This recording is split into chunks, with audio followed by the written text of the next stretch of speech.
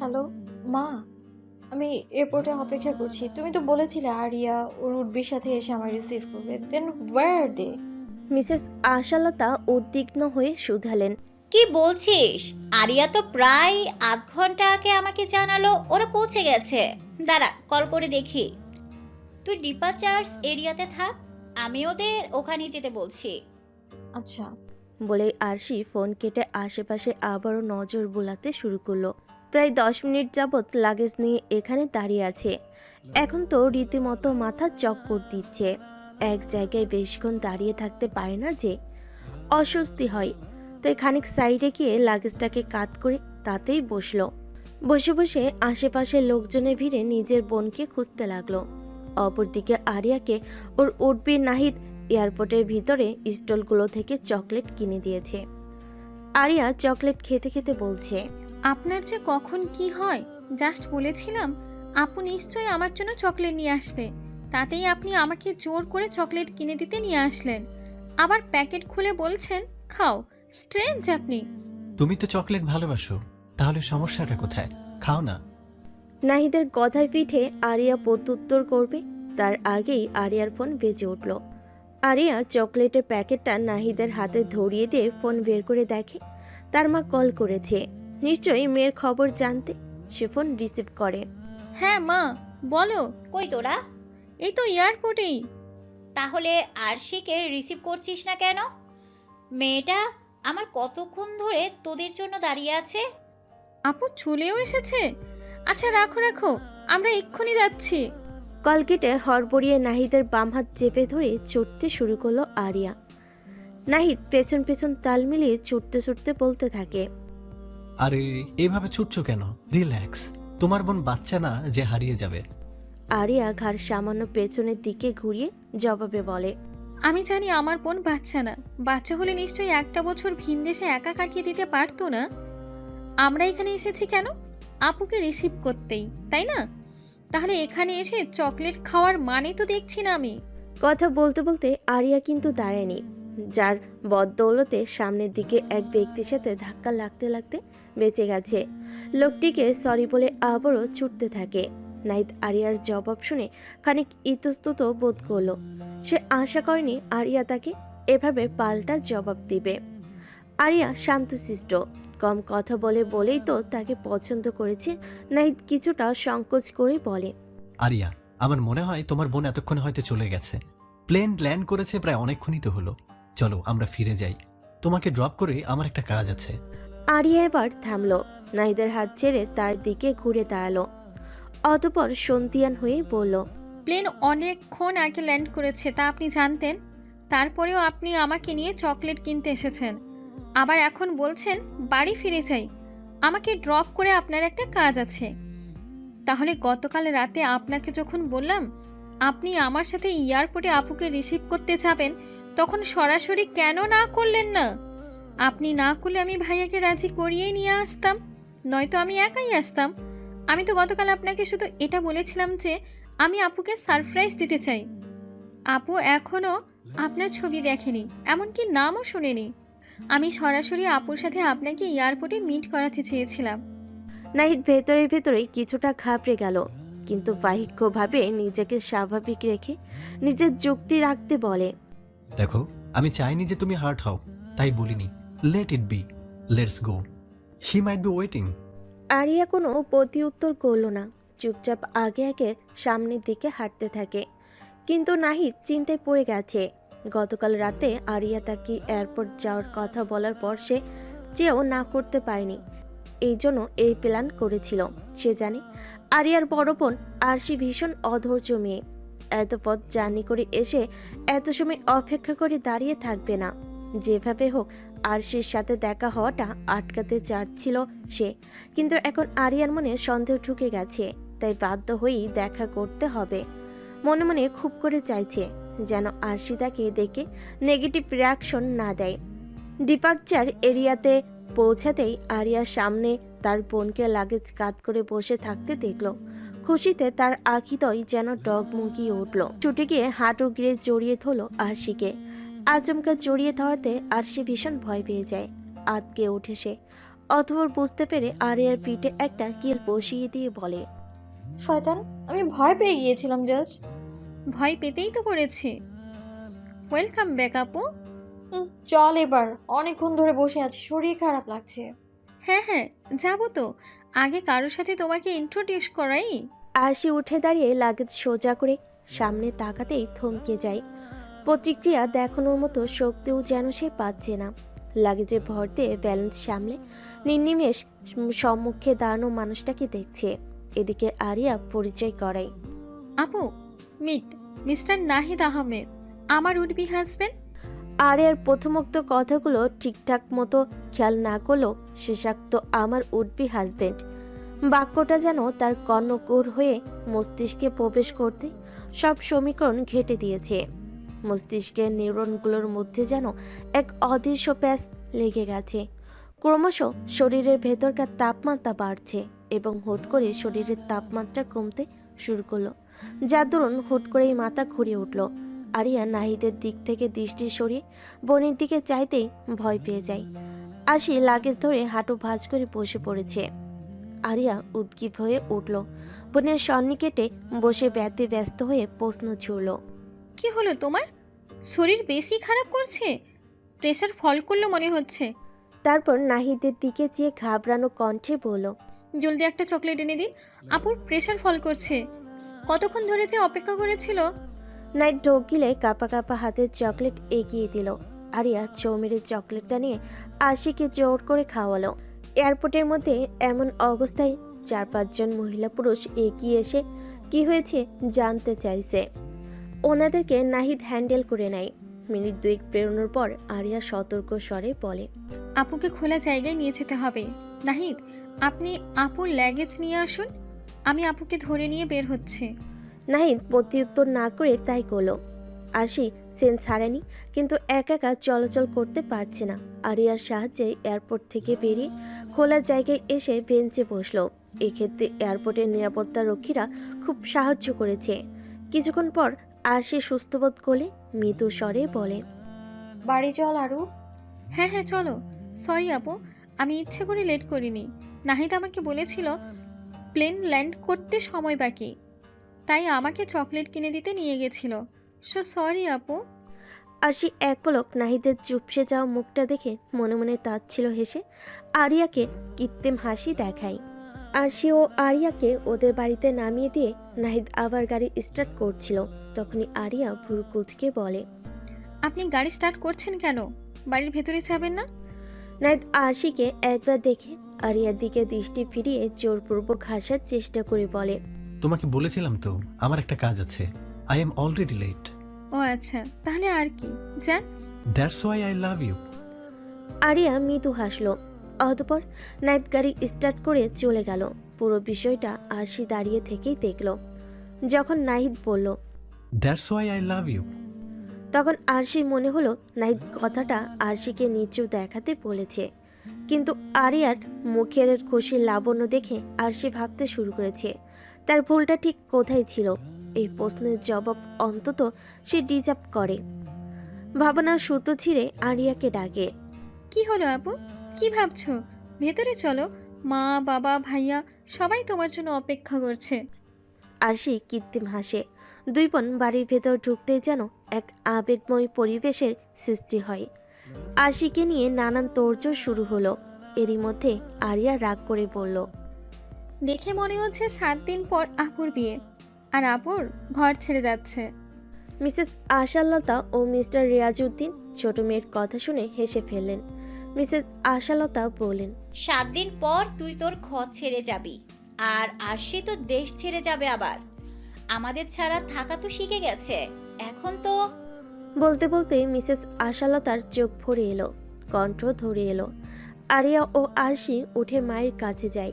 আরশি মায়ের কাঁধে মাথায় এলিয়ে মলিন কণ্ঠে বলে, প্লিজ মা, কেঁদো না। আর 1 বছর পর তো চলে আসবো আমি। আমি তো মজা করে বলেছি, তুমি কষ্ট পেও না তো। তুমি যদি এক্ষুনি এত কান্না করো, তাহলে আমারও আপুর বিয়েতে তোমার চোখের পানি কম পড়ে যাবে না? মিসেস আশালতা কান্নারত অবস্থায় হেসে ফেলেন। ছোট মেয়ের হাতে মৃদু চর মেরে বলেন, ফাজিল মেয়ে, সব জায়গায় তোর হাসি ঠাট্টা করতে হয়। ও মা, আমি আবার কই হাসি ঠাট্টা করি? তোমার বড় মেয়ের কাছেই তো এসব বিষয়ে আমি চুনোপুটি। আমি হলাম শান্তশিষ্ট লাজুক স্বভাবের মেয়ে। হয়েছে হয়েছে, থাম, খেয়ে নাও এখন। গভীর রাত, অন্ধকার, পুরো শহর নিস্তব্ধ। ঘড়ির কাঁটায় টিকটিক শব্দ হচ্ছে। আরশি রুমের শখের দেওয়াল ঘড়িটা কিছুক্ষণ আগে জানান দিল 3টা বেজেছে। প্রায় আধা ঘন্টা যাবৎ বেলকুনির ফ্লোরে বসে এক দৃষ্টিতে রাতের আকাশ দেখছে। মাঝে সাঝে আকাশে বিদ্যুৎ খেলে যাচ্ছে, মনে হচ্ছে বৃষ্টি নামবে। এখন তো বৃষ্টির কোনো নির্দিষ্ট রুটিন নেই, শ্রাবণ মাস যে। হঠাৎই ঝমঝমিয়ে বৃষ্টি নামলো, তুমুল বৃষ্টি। বেলকুনির গ্রিল গলিয়ে বৃষ্টির তীব্র ছোট বেলকুনির ফ্লোর অবধি ভিজিয়ে দিচ্ছে আশিকেও। কিন্তু সব সময়ের মতো বৃষ্টি দেখে ছুটে ঘরে চলে যাওয়া মেয়েটা আজ এক চুলও নড়ছে না, ঠাই বসে আছে নিজের জায়গায়।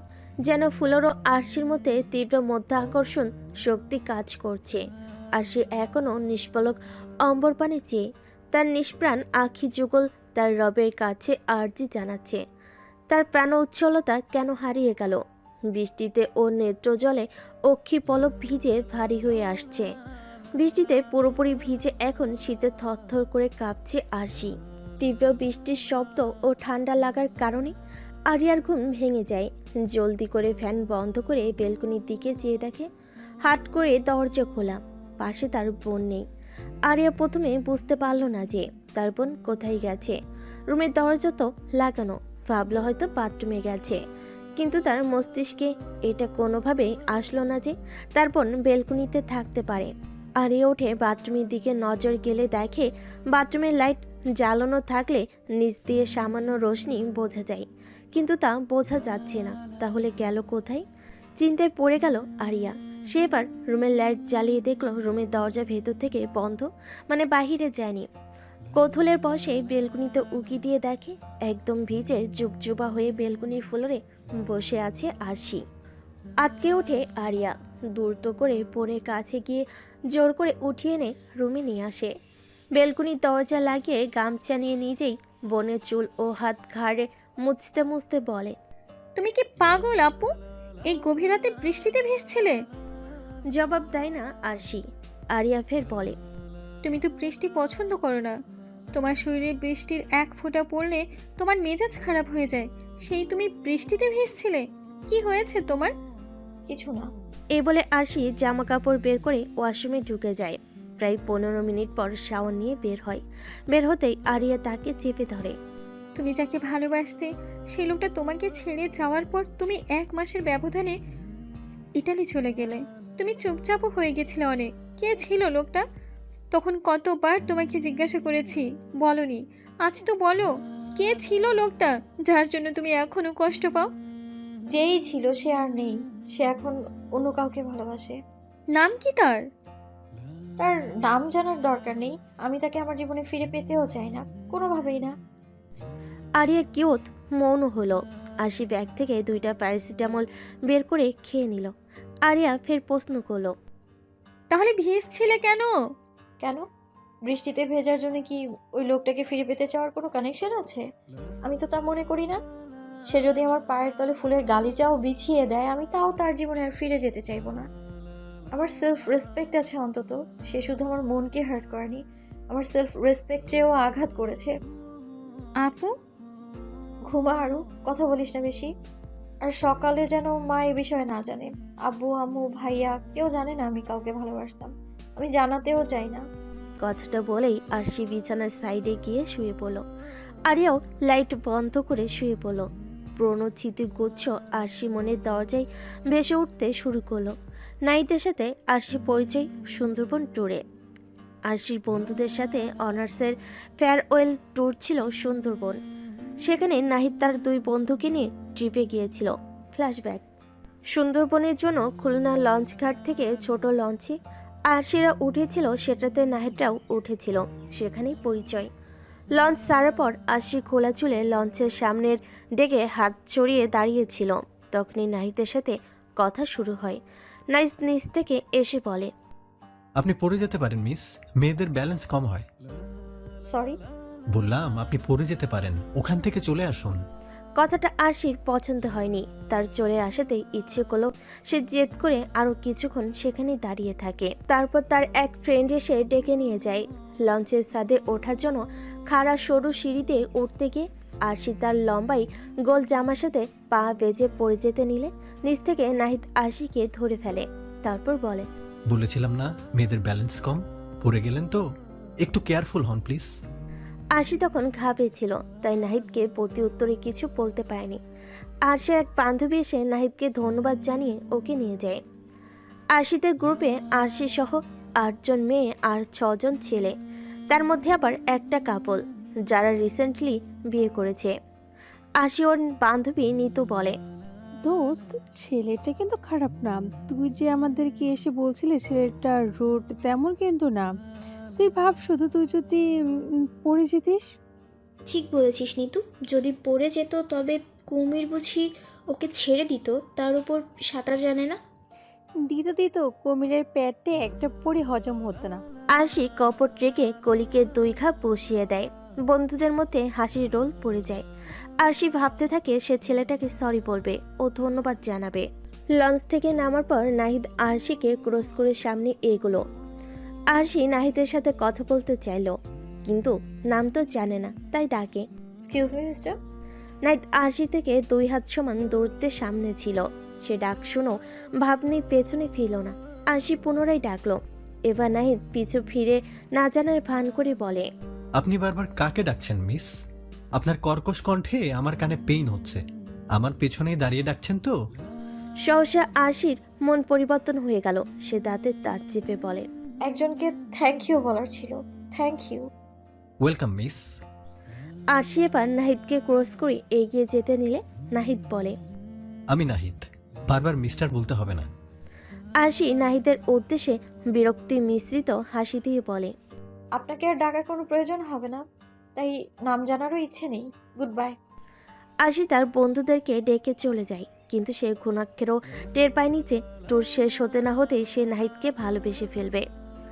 আরশি স্বভাবত চঞ্চল ও এক্সট্রাভার্ট, একা একা ঘুরতে ভীষণ ভালোবাসে।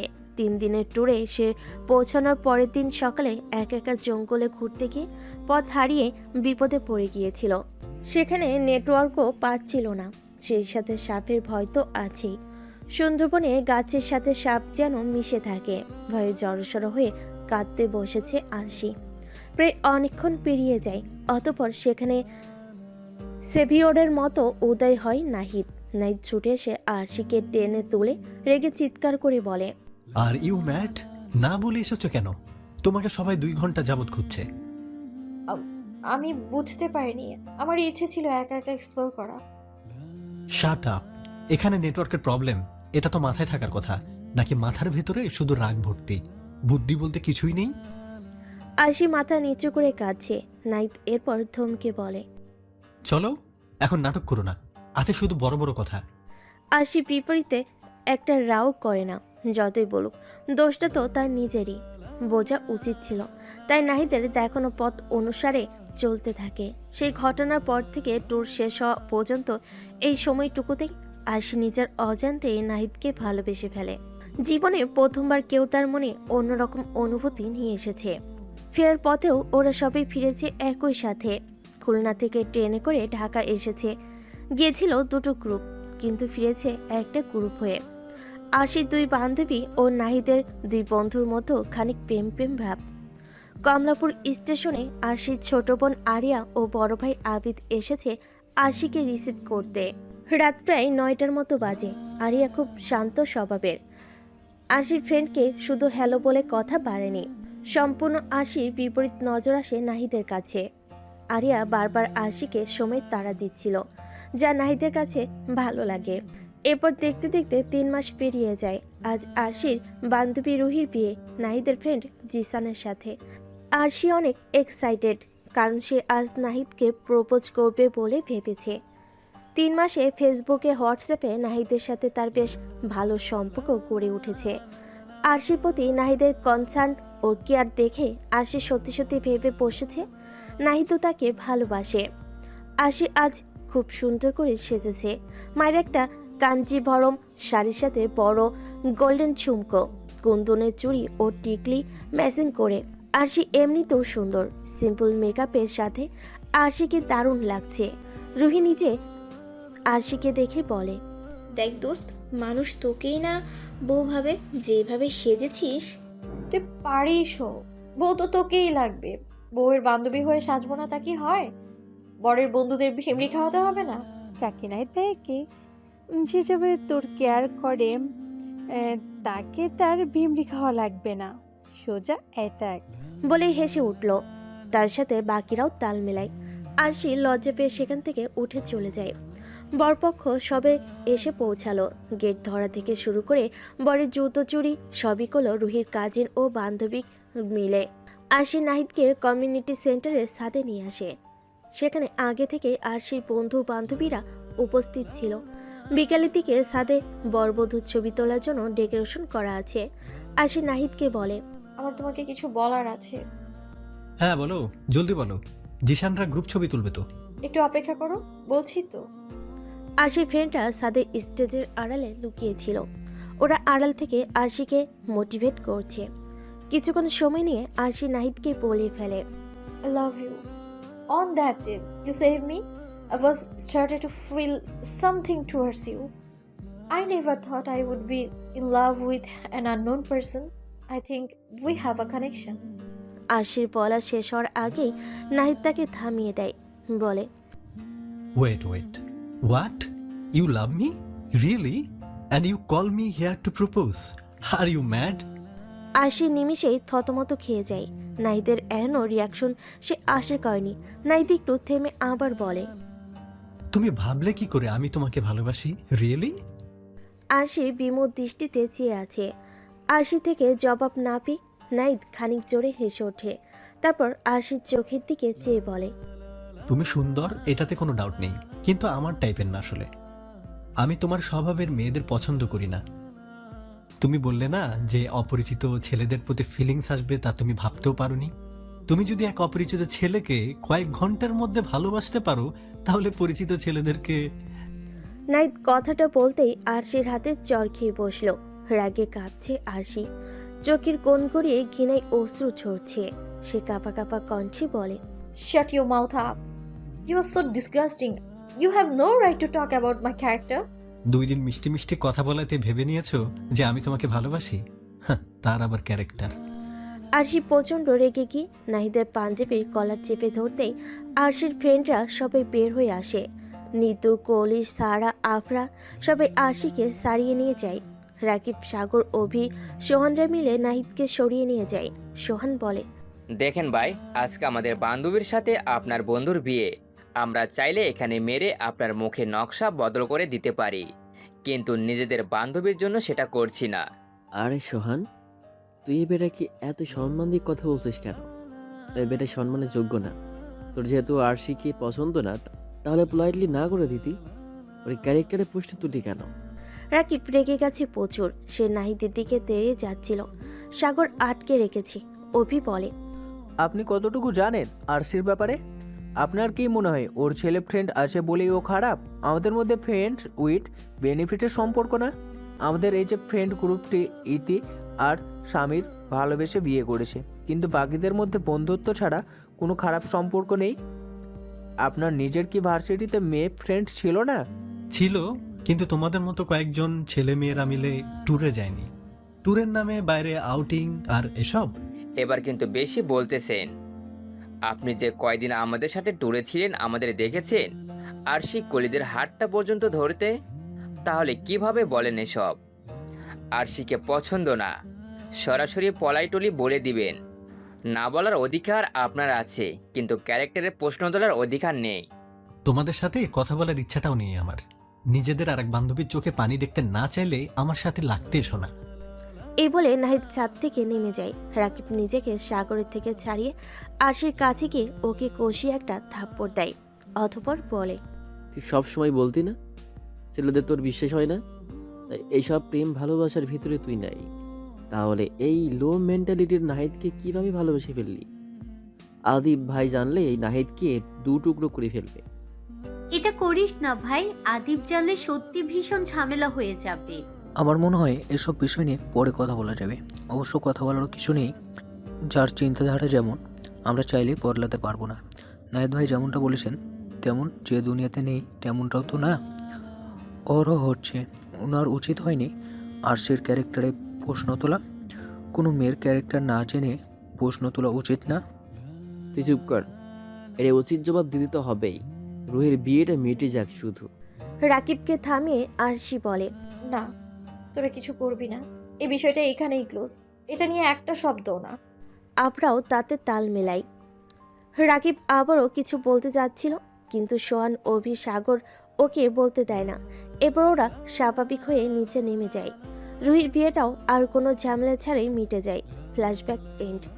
পুরনো কথা ভাবতে ভাবতে ফজরের আজান দিয়ে দিয়েছে। আরশি আরিয়াকে উঠিয়ে নামাজ পড়ে আবার ঘুমায়। সকালে নাস্তার পর আরশি ওর মাকে জিজ্ঞেস করে, মা, আরুর বিয়ের অনুষ্ঠান তো 7 দিন পর থেকে শুরু হবে। হ্যাঁ, একদিন মেহেদি ফাংশন, তারপরের দিন হলো, তারপর বিয়ে। আরিয়ার সম্বন্ধ কে এনেছিল? ঘটক এনেছিল। ছেলের ছবি দেখে আরিয়া বলেছিল নাহিদকে নাকি আগেও একবার দেখেছে। সুন্দরবন ট্যুরে নাকি এই ছেলে তোকে বাঁচিয়েছিল। খুব ভালো ছেলে, পরিবারও খুব ভালো। মিসেস আশালতা কথাগুলো বলতে বলতে মেয়ের দিকে তাকায়। আরশি মুখে কৃত্রিম হাসি ফুটিয়ে বলে, আমি একটু আসছি। আরশি উঠে রুমে চলে আসে। বিয়ে মাত্র কিছুদিন বাকি, এখন কি বলবে সবাইকে। কিছুক্ষণ পর আরশি তার মাকে গিয়ে বলে, মা, শোনো না, তুমি তো আরুর হবু শ্বশুরবাড়ির সাথে সবার সাথে পরিচিত না, তাই চাইছিলাম কি ওনাদেরকে বাড়িতে ডাকো কাল। তোমরা তো আমাকে না জানিয়েই বিয়ের সব কিছু করে ফেলেছো, ঠিক? Just for surprise. যেহেতু আরুর বড় বোন হিসেবে ওর বিয়ে অ্যাটেন্ড করবো, তাহলে তো হবু শ্বশুরবাড়ির লোকদেরকেও জানতে হবে। মিসেস আশালতা কিঞ্চিত ভাবলেন, ফের বললেন, তা তুই ঠিক বলেছিস। তাহলে এক কাজ করি, তোর মামা চাচাদেরকেও বলি, ওরাও তো তোর সাথে দেখা করবে। বলো তাহলে, কালকে নাহিদদের পরিবার আসছে? আমি বলবো ওদের। আরশি মাথা নাড়িয়ে নিজের রুমে চলে আসে। আগামীকাল সে নাহিদের থেকে জানতে চাইবে এত কিছুর পর কি আর পরিবার ছিল না বিয়ে করার জন্য। মিসেস আশালতা কল করে নাহিদের মা মিসেস নেহাকে। সপরিবারে দাওয়াত পেয়ে মিসেস নেহা দারুণ উৎফুল্লিত। তিনি নাহিদের বাবাকে ও নাহিদকে ডিনারের সময় দাওয়াতের কথাটা বলেন। নাহিদ প্রথমেই না করে দেয়, কিন্তু নাহিদের বাবা হাসান সাহেব বলেন, দেখো নাহিদ, তোমার কথা শুনে আমরা ঘটক দ্বারা সম্বন্ধ পাঠিয়েছি। পরিবার ভালো দেখে আমাদেরও ভালো লেগেছে। এখন ওনারা দাওয়াত দিয়েছেন, সেখানে না গেলে খারাপ দেখা যায়। কাল তোমাকে যেতেই হবে। আমার কাজ আছে বাবা, তোমরা গেলে যাও, আমি যাব না। এই বলে নাহিদ ডিনারের টেবিল ছেড়ে উঠে যায়। নিজের রুমে গিয়ে ভাবতে থাকে, হঠাৎ এই দাওয়াত কেন। এসব ভাবনা চিন্তার মধ্যে একটা আননোন নম্বর থেকে হোয়াটসঅ্যাপে মেসেজ আসে। মিস্টার নাহিদ আহমেদ, আগামীকাল আপনার সত্য প্রকাশ করা হবে। আপনার মতো নিচু মানসিকতার লোকের সাথে অন্তত আমার বোনের বিয়ে হতে পারে না। মেসেজটা দেখে নাহিদ ঘাবড়ে যায়। সে দৌড়তো রুম থেকে বেরিয়ে চিৎকার করে বলে, তোমরা কেউ কালকে আরিয়ার বাড়িতে যাবে না। মিসেস নেহা, মিস্টার হাসান ও নাহিদের খালাতো ভাই আশিক অবাক চোখে চেয়ে আছে। মিসেস নেহা বললেন, আমি কথা দিয়ে ফেলেছি নাহিদ। তাছাড়া আমাদের 2 দিন পর এমনিতেও যেতে হতো। তুমি তো জানো আমাদের পরিচিত বেনারসির কারিগর থেকে বেনারসি শাড়ি আনাই। সেই কারিগর আমাদের জন্য 8টা বিয়ের শাড়ি দেখানোর জন্য রেখেছেন। আমি চাই 8টা শাড়ি আরিয়ার গায়ে কোনটা মানাই দেখে বাছাই করতে। আমার একমাত্র ছেলের বিয়ে বলে কথা। আরে মা, বোঝার চেষ্টা করো। আমি কি হয়েছে ভাইয়া? বিয়ের কদিন আগে এভাবে দাওয়াত রিফিউজ করাটা ভালো দেখায় না। শুনলাম আরিয়ার আপু এসেছে। আরিয়া তোর ভাবি হয়, নাম ধরে কেন ডাকছিস? কথাটা নাহিদ রেগেই বলে। আশিকের মুখমণ্ডল নিমিষেই চুপসে যায়। সে মৃদু স্বরে বলে, অভ্যাস তো, ভাবি হওয়ার আগে আরিয়া আমার ক্লাসমেট, তুমি তো জানোই। এখন সে তোর ভাবি হয়, মাইন্ড ইট। আশিক মাথা নাড়ে। মিস্টার হাসান বিরক্তি নিয়ে বলেন, তুমি না যাও সেটা আমরা সামনে নিব, কিন্তু আমরা যাচ্ছি। তোমার মন মর্জি সব জায়গাতে চালাতে চাইবে না। বাবা, তোমার কোনো কথা আমি শুনছি না। ওনাদেরকে বিয়ের জন্য এক প্রকার জোর করে রাজি করানো হয়েছে। ওনারা তো চাননি বড় মেয়ে রেখে ছোট মেয়ের বিয়ে দিতে, কিন্তু তোমার কারণে আমরা রিকোয়েস্ট করে রাজি করিয়েছি। নাহিদ রেগে সেখান থেকে চলে যায়। মিস্টার হাসান এবার নিজ স্ত্রীর উপর রাগ ঝাড়েন। তিনি বলেন, ছেলেকে এত আশকারা দিয়ে একগুঁয়ে বানিয়েছো। নিজের মন মতো কিছু না হলেই সব তছনছ করে ছাড়ে। এবার বাড়িতে বউ আনছো, স্বভাব বদলাতে হবে। এই বলে মিস্টার হাসিনও খাবার টেবিল ছেড়ে উঠে যায়। মিসেস নেহা হতাশ হয়ে বলেন, দুজনের বিপরীতমুখী রাগ, কি করব আমি? রিল্যাক্স খালামণি, কাল সকালেই দেখা যাবে। এখন তুমি খাও তো। এদিকে আরশি আরিয়ার থেকে জানতে পেরেছে নাহিদের খালাতো ভাই আশিক আরিয়ার ব্যাচমেট। দুজনেই একই ভার্সিটিতে একই ডিপার্টমেন্টে পড়ে, 4th ইয়ারে। আরশি কৌশলে জানতে চেয়েছে নাহিদ আরিয়ার সাথে কেমন ব্যবহার করে। আরিয়া বলেছে, ভালোই। তার সাথে এই পরিচয় মাত্র 1.5 মাসের। আমার পছন্দ অপছন্দ জানতে চেয়েছে, ফ্রেন্ডশিপ করেছে, আমারও ভালো লেগেছে। তুই কি তাকে ভালোবেসে ফেলেছিস? কিছুটা। অনেক কেয়ারিং উনি, আমার প্রতিটা কথার খেয়াল রাখেন। আরশি এবার অনেকটা চিন্তায় পড়ে যায়। যদি সে কিছু বলে তাহলে আরিয়ার মন ভেঙে যাবে না তো? কিভাবে বলবে সেটা এখন ভাবনার বিষয়। আরশিকে নীরব দেখে আরু ওর চোখের সামনে হাত নেড়ে বলে,